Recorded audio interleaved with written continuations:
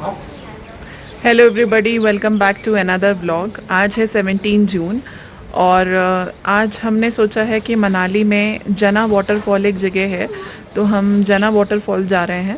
और वहाँ पे कुछ अच्छे ढाबे हैं और कुछ पहाड़ी खाना बहुत अच्छा वहाँ पे मिलता है। तो हम सोच रहे हैं कि हम बस लोकल फूड को टेस्ट करने के लिए वहाँ पे जाते हैं, और साथ में जो भी एक्टिविटीज़ होंगी या जो भी हम देखेंगे, we will record everything and share everything with you.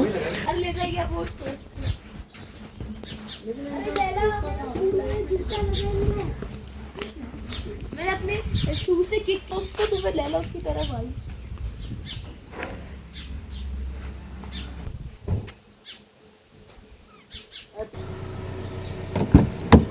अभी हम लोग निकल चुके हैं जना वाटरफॉल की तरफ।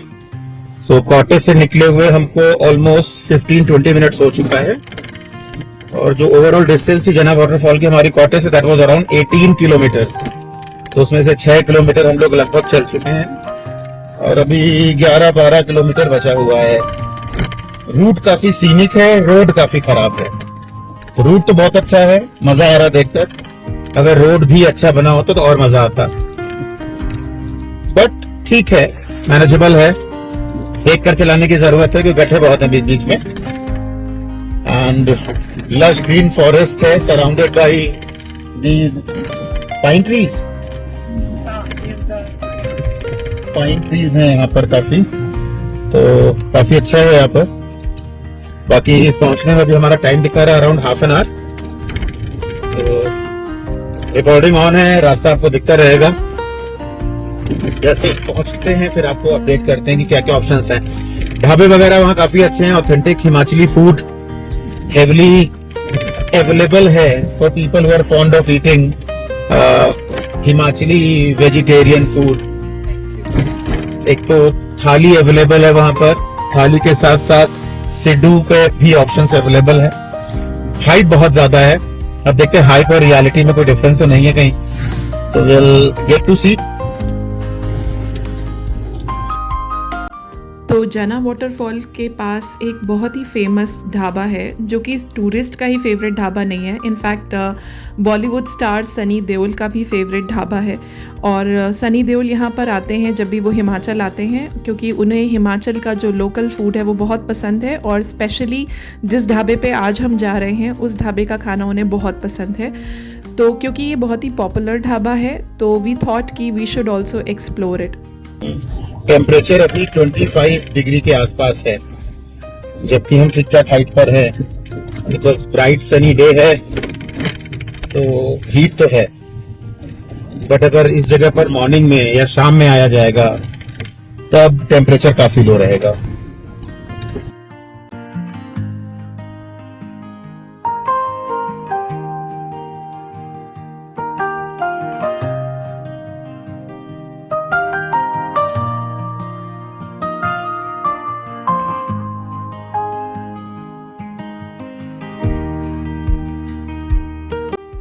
मनाली से जना वाटरफॉल का जो पूरा रूट है वो बहुत ही खूबसूरत है, बहुत ही सीनिक है।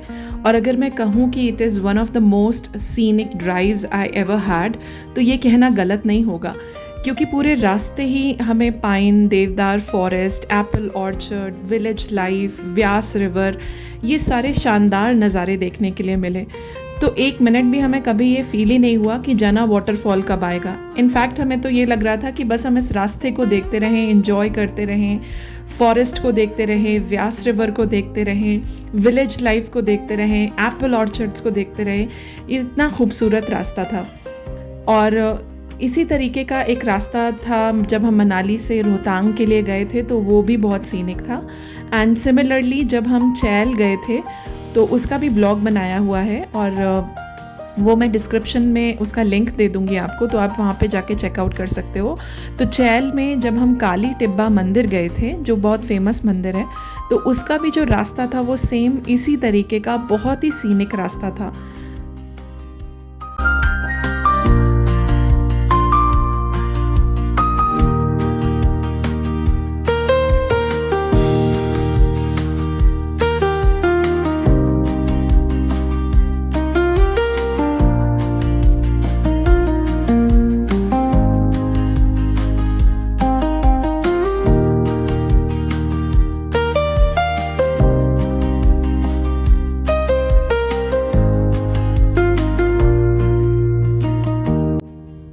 और अगर रोड कंडीशन के बारे में बात करें तो मनाली से निकलते ही आपको अच्छी क्वालिटी की ब्लैक टॉप रोड मिलती है।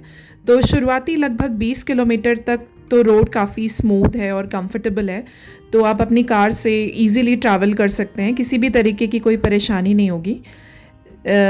लेकिन आगे जैसे हम जना विलेज की तरफ बढ़ते हैं तो रोड थोड़ी नैरो होने लगती है, क्योंकि ये पहाड़ी विलेज रोड है और कई जगहों पर तो सिर्फ एक गाड़ी ही आसानी से निकल पाती है। तो अगर सामने से कोई व्हीकल आ जाए तो थोड़ी पेशेंस के साथ साइड देकर निकलना पड़ सकता है।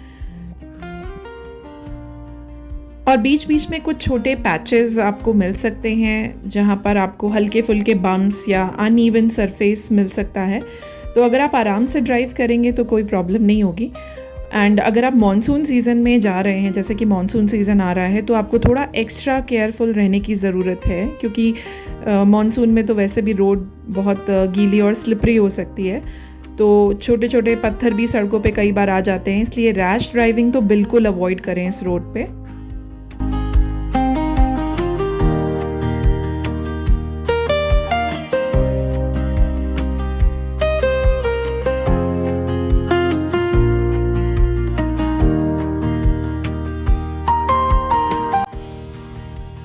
तो हमारी कॉटेज हरिपुर मनाली से हमें इस जर्नी को पूरा करने में अप्रॉक्सीमेटली 55 मिनट्स टू 1 आवर लगा था और हम अराउंड 10 AM निकले थे। तो एक सजेशन है कि अगर आप जना वाटरफॉल जाते हो मनाली से या नग्गर से, तो आप अर्ली मॉर्निंग निकलिए, क्योंकि इससे आपको ट्रैफिक भी कम मिलेगा और आपके पास टाइम रहेगा वहाँ पे स्पेंड करने का, क्राउड कम मिलेगा और आप टाइमली वापस अपने होटल तक आ सकते हैं। तो अर्ली मॉर्निंग निकलना बेस्ट है। एंड स्पेशली अगर आप वीकेंड्स पे जा रहे हो, लाइक सैटरडेज़ और संडेज़ पे जा रहे हो, तो डेफिनेटली आपको 8 to 9 AM के बीच पे निकल जाना चाहिए। अदरवाइज़ आपको बहुत रश, बहुत क्राउड मिलने वाला है और जिस ढाबे पे भी आप जाओगे वहाँ पे भी आपको काफ़ी क्राउड मिलने वाला है। तो बेस्ट है कि आप अर्ली मॉर्निंग निकलो।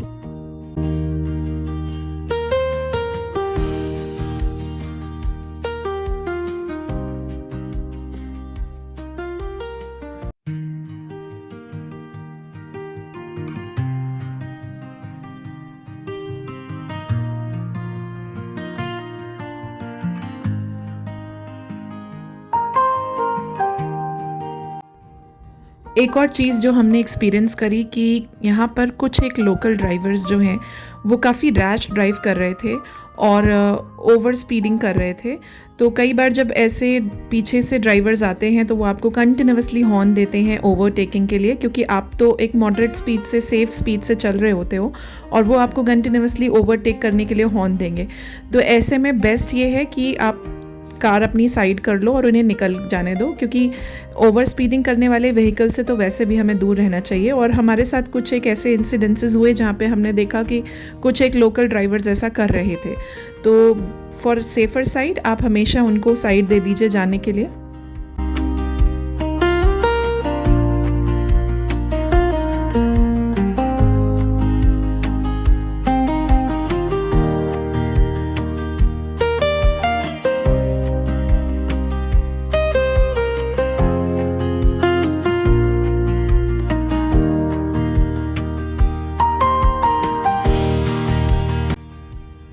इस रूट की सबसे खूबसूरत बात यह है कि यहाँ पे सीनरी कभी एक जैसी नहीं रहती। हर 2-3 मिनट में लैंडस्केप बदल जाता है। तो किसी टर्न पे आपको डेंस फॉरेस्ट देखने के लिए मिलेगा, एकदम घना जंगल, लंबे लंबे ट्रीज़, और फिर अगले ही पल आपको एक वैली देखने के लिए मिल जाएगी और नीचे आपको ब्यास रिवर बहती हुई दिखेगी। फिर अचानक से आपके सामने स्नो पीक माउंटेन्स आ जाएंगे, एप्पल ऑर्चर्ड्स दिखेंगे, हिमाचली गांव दिखेंगे और वहाँ पर लकड़ी और पत्थर से बने हुए घर दिखाई देंगे। तो ये सब बहुत ही खूबसूरत लगता है। आपको ऐसा लगता है कि आप नेचर के इतने क्लोज आ गए हैं, एक अलग ही दुनिया आपको लगेगा आप उसमें आ गए हो। और अगर आप यहाँ पे सितंबर में आते हो या अगस्त में आते हो तो आपको और भी खूबसूरत लगेगा, क्योंकि अभी तो एप्पल जो थे वो रॉ थे, वो राइप हो जाएंगे अगस्त सितंबर में। तो एक अलग ही सीन आपको देखने के लिए मिलेगा। और ऊपर हमें ये क्लाउड्स ऐसे दिख रहे थे जैसे किसी ने वनीला आइसक्रीम रख दी हो माउंटेन्स के ऊपर। ये बहुत ही खूबसूरत लग रहे थे देखने में। और ये पूरा ही जो हमारा जर्नी थी ये इतनी रिलैक्सिंग थी, ऐसा लग रहा था कि स्ट्रेस जो है वो एकदम मेल्ट हो रहा है और हम बहुत ही अच्छा फील कर रहे थे।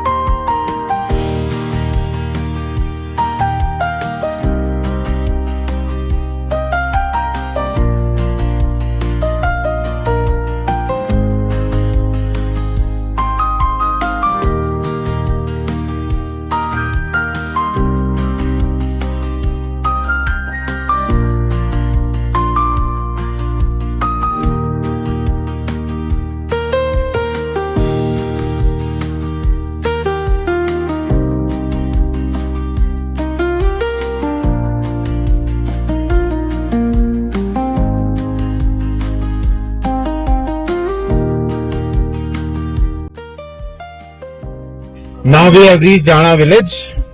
Now let's see, यहाँ से दिखा रहा है 2 किलोमीटर की डिस्टेंस जाना वाटरफॉल की।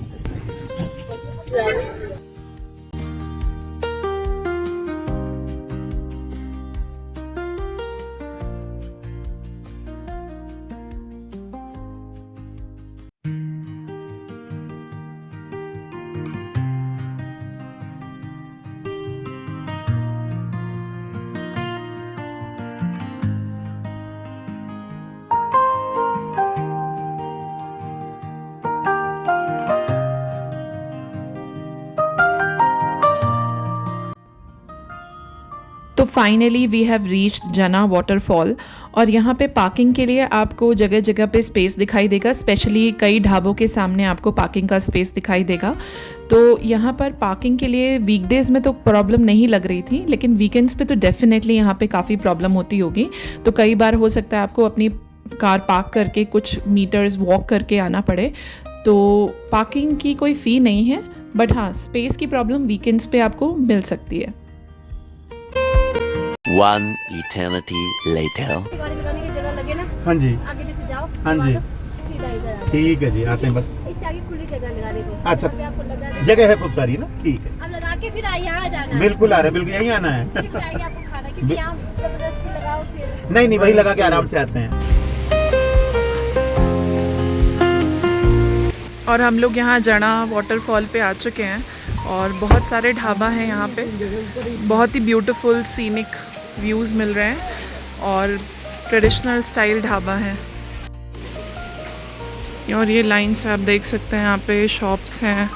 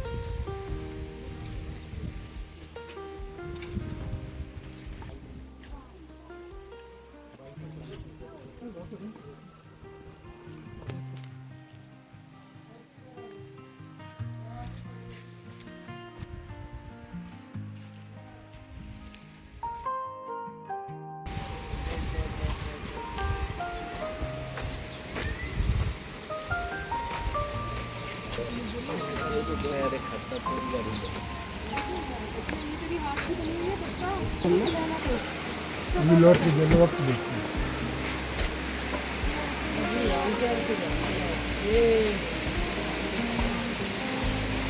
खुद बना रहा है सब्जी चौल चौल टोपी मफलर जो भी बनाए खुद बना रहे देखो बेटा कुछ लेना पैसा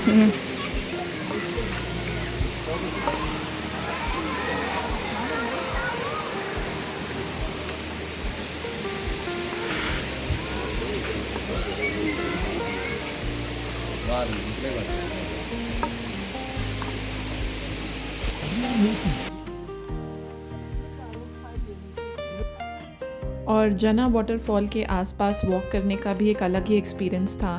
ये काफ़ी हैपनिंग सा प्लेस लग रहा था। यहाँ पे बहुत सारे ढाबा और लोकल शॉप्स थे, तो अगर आपको कुछ शॉपिंग करनी है, जो हिमाचली लोकल आर्टिसंस थे उनके प्रोडक्ट्स भी यहाँ पे सेल हो रहे थे, तो आप यहाँ से शॉपिंग भी कर सकते हो। और इधर आप ये वाटरफॉल देख सकते हो। तो वाटरफॉल के आसपास ही बहुत सारे ढाबे बनाए हुए हैं जहाँ पे आप वाटरफॉल के पास बैठकर खाना एंजॉय कर सकते हो। तो बस ऐसे ही एक फेमस पॉपुलर सागर ठाकुर ढाबा में हम लोग गए, जो मैं आपको पहले भी बता रही थी कि सनी देओल का ये फेवरेट ढाबा है हिमाचली लोकल फूड खाने के लिए। तो ये काफ़ी फेमस ढाबा है। इसमें आप देख सकते हो कितने सारे सेलिब्रिटीज़ आए हुए हैं। इनकी फ़ोटोज़ इन्होंने अपने ढाबे के बाहर ही लगाई हुई हैं, क्योंकि बहुत सारे सेलिब्रिटीज़ यहाँ पे आना प्रेफर करते हैं। And as I mentioned earlier, Sunny Deol का तो ये फेवरेट स्पॉट है। वो जब भी हिमाचल आते हैं तो ये सागर ठाकुर ढाबा, जो कि हिमाचली पहाड़ी दीदी के नाम से फेमस है। तो आप ये देख सकते हो कि कितने सारे सेलिब्रिटीज़ और यूट्यूब इन्फ्लुएंसर्स इनके पास आते हैं। और अगर ढाबे के अंदर हम जाएंगे तो बहुत ही बेसिक सा ढाबा है, कोई बहुत ही शानदार ढाबा आपको नहीं दिखाई देगा। बेसिक सा ढाबा है, but food quality is awesome. और आप यहाँ पे देख सकते हो ये प्लेटिंग कर रहे हैं, और सामने आप देख सकते हो कि कुकिंग हो रही है, प्रेपरेशन चल रही है, चूल्हा है। बहुत ही अच्छी वाइब थी इस ढाबे के अंदर की, और पूरी फैमिली इस ढाबे को रन करती हैं। तो ये जो पहाड़ी दीदी हैं और इनके बच्चे हैं, ये सब मिलकर इस ढाबे को रन करते हैं, और बहुत ही प्यार से एकदम घर जैसा बना हुआ टेस्टी फूड आपको खाने के लिए मिलता है। और एकदम बहुत ही अच्छी वे में आपको, हॉस्पिटैलिटी भी बहुत अच्छी है इनकी। तो आप देख सकते हो कि प्लेटिंग हो रही है यहाँ पे, एंड ये चूल्हे पे मक्के की रोटी सेक रहे हैं, और ये भी बहुत टेस्टी थी मक्के की रोटी। और जिस तरीके से वो पूरा प्रिपेयर कर रहे हैं और इसमें जो फ्लेवर आ रहा था चूल्हे का, वो बहुत ही टेस्टी थी।